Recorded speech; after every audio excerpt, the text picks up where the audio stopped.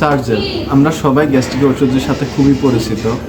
অনেকে যখন ইচ্ছে বা কোনো নিয়মে তোয়াক্কা না করে গ্যাস্ট্রিক ওষুধ খেয়ে থাকেন।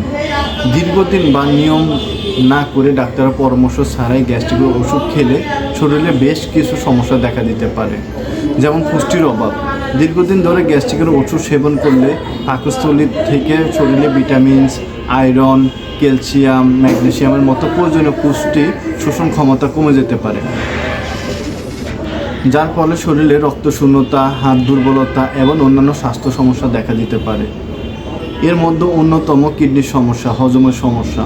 গ্যাস্ট্রিকের ওষুধ পেটের অ্যাসিডের পরিমাণ কমিয়ে দেয়, যা খাবার হজম করতে সাহায্য করে। আবার এদিকে পেটের অ্যাসিড ক্ষতিকারক ব্যাকটেরিয়া ধ্বংস করতে সাহায্য করে।